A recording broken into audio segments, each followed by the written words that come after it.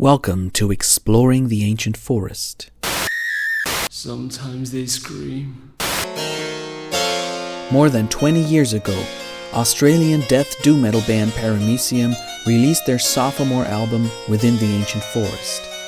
The album lyrics were based on the book Within the Ancient Forest, written by Andrew Tompkins, the band's vocalist and bassist.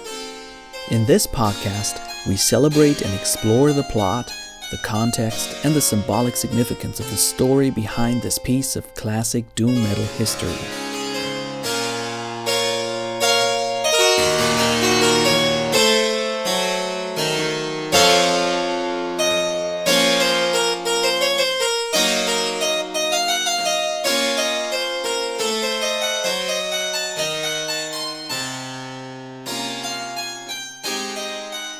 So, welcome back everybody. This is Patrick, and what can I say, the Kindle edition has been published, so just look for the name Andrew Tompkins on Amazon and you'll find it, both the English original and my German translation of the book. Well, today we are getting close to Dé-nyl's underground adventure. That's chapters 9 and 10 in the book, and the corresponding song titles on the Paramaecium CD are Gone Is My Former Resolve and Of My Darkest Hour. So let's get right into my little analysis.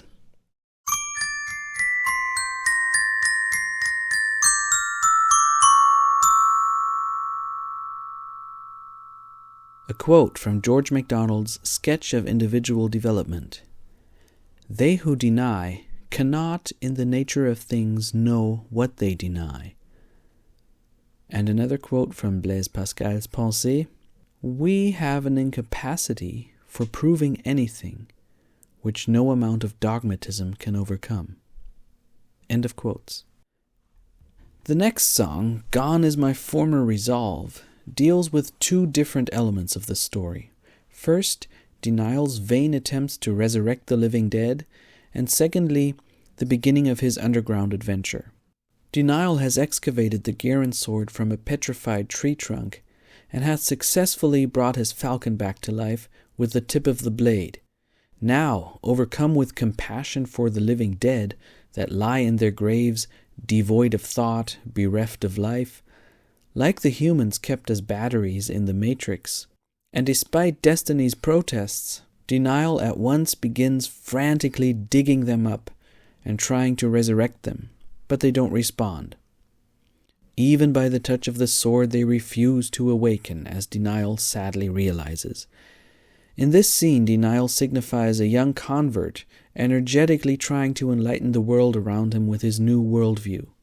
This is a situation well known to probably every person of faith I have ever known.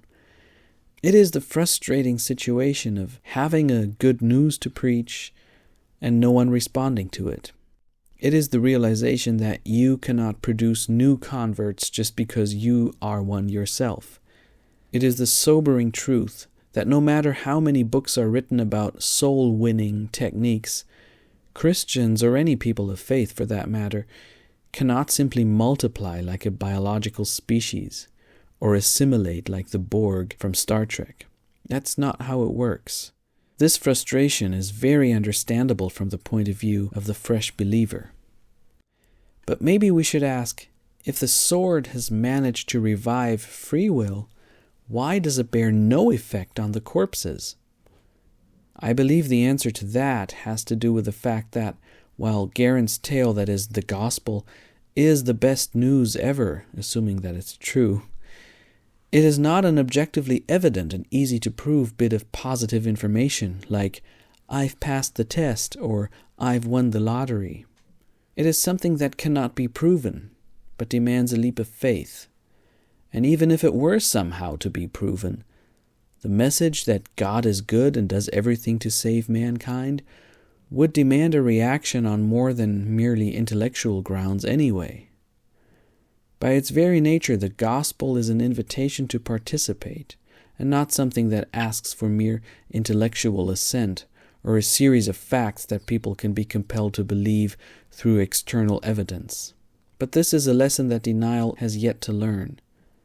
On this matter, I recommend the Pensées by Pascal, subsumed under the heading Why God Hides in Peter Kreeft's book, Christianity for Modern Pagans, already mentioned in the introduction. Denial has not yet learned to mature in service, as Alexander Shaya puts it in the chapter on the Gospel of Luke in his brilliant book, Heart and Mind. I should actually say something about heart and mind in the future. I might get back to that at some point. However, for now, Dé-nyl is so very frustrated with the situation that results from his own immaturity that he gives up and runs away. This leads to his departure from destiny and his journey into the underworld. In the book, the journey through the dark entrails of the earth with its many stony caverns makes for a very memorable episode that is only hinted at in fragments in the album lyrics. Here are the rough details. In his head over heels flight from destiny, who is starting to get on his nerves by always knowing better, Dé-nyl is stopped short by a river. By the way, notice how important turning points in the story often involve a body of water somehow blocking the way. Beside the banks of this river, he finds a rocky cavern in which free will is waiting for him. In this cavern, he also finds another beautiful woman named Desire, that's D-E-S-Y-R, who is something like Destiny's dubious doppelganger, and whose careless laughter provides a welcome contrast to Destiny's time-proven wisdom and stern warnings. Almost needless to say, Desire, who is very vocal about her telling name, entices him across the bridge of grace and further into the caverns along the broad way that leadeth to destruction.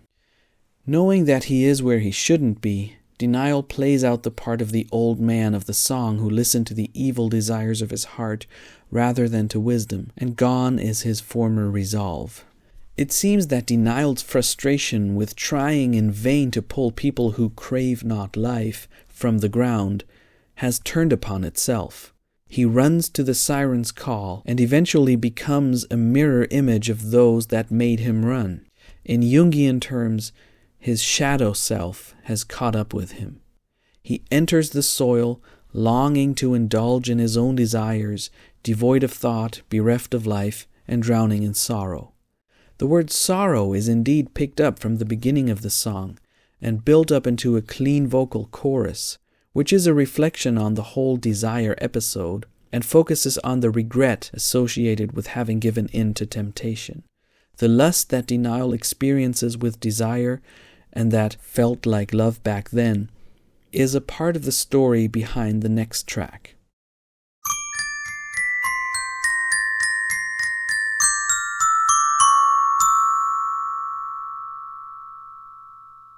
A quote from Radiohead's song There, There, the Bony King of Nowhere. There's always a siren singing you to shipwreck. And another quote, this one from Jeff Johnson's song Navigatio.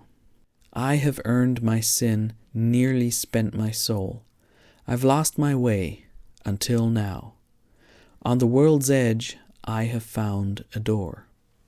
End of quotes. Dé-nyl is now at the lowest point of his mythological journey, literally and figuratively.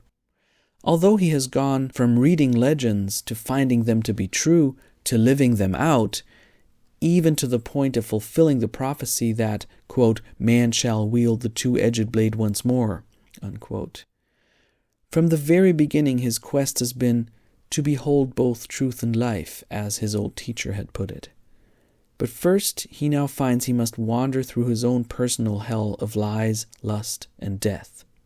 The penultimate song, Of My Darkest Hour, is based on the 10th chapter of the book, although the lyrics really refer to the action only in a fragmentary way. So let me first recapitulate what happens in the book.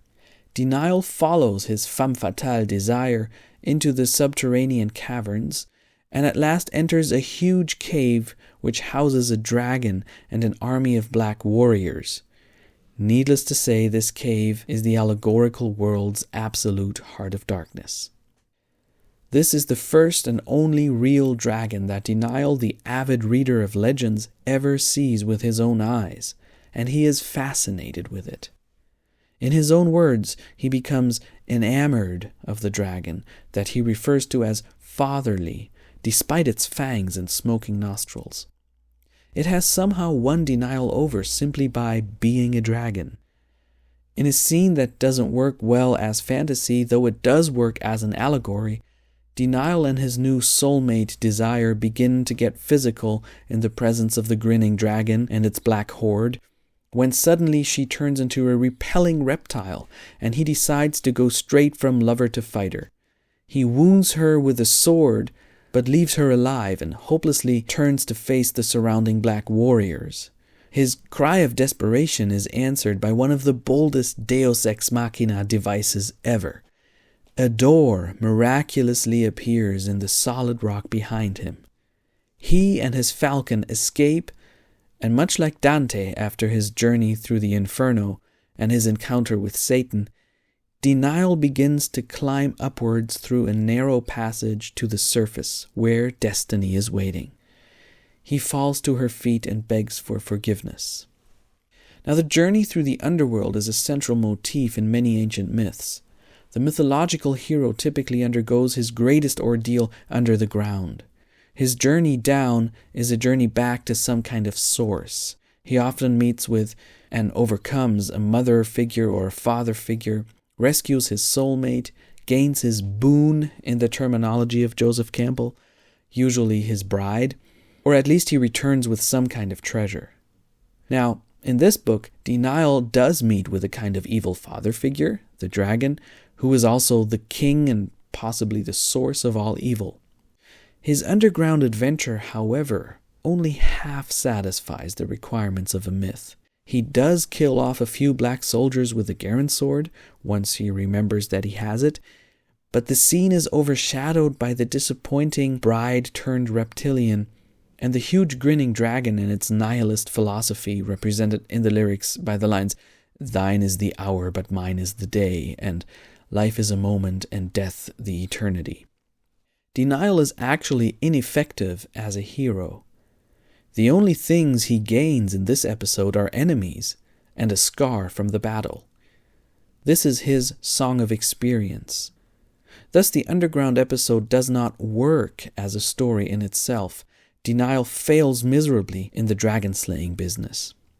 The episode is much rather a sort of allegory of failure or sin. It is the culmination of the wrong turn he took when he ran away from destiny.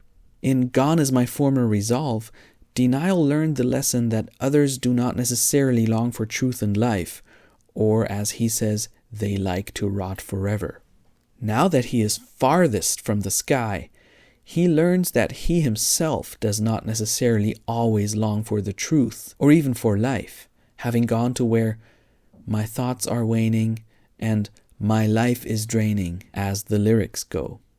His free will has taken the wings of the morning to dwell in the nethermost parts of the earth, and found that darkness and light are both alike to the door of destiny. As the interpretive voice puts it, the final moments of his subterranean struggle have served to reinforce his confidence in power, namely not his own power, but the power of the Garen sword and destiny's power, the strength that is made perfect in his weakness, as St. Paul put it. This song closes with a clean vocal chorus beginning with the words "far from the sky," which is very lyrical and only loosely connected to the narrative, similar to the sorrow chorus of the preceding track. It appears that these choruses are written more from the perspective of the Dé-nyl persona introduced in Exordium as the youth of sad temper, the typical doom metal protagonist, much rather than the intellectual, spiritual traveler of the book's storyline.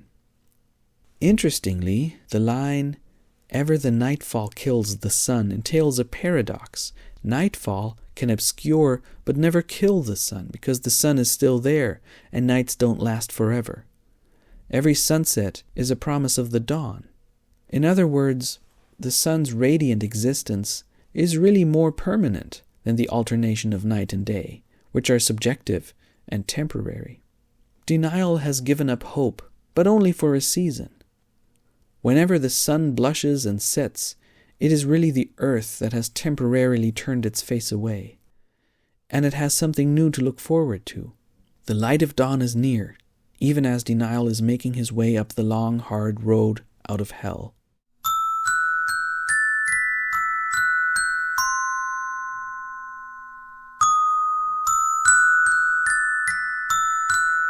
Sometimes they scream. So, that was it for today. Wow. That was rather heady, wasn't it? I don't know. You just let me know what you think. You can find Ancient Forest Podcast on Facebook, on Instagram, on Twitter. The handle is EAF_podcast on Twitter. You can send an old-fashioned email to ancientforestpodcast@gmail.com. Keep in mind that there's going to be an interview with Andrew Tompkins, so you can send in any questions that you have. And most importantly, you can find Andrew Tompkins' website at abtompkins.com. That's abtompkins.com. Okay, that was it for today, and I'll talk to you next time.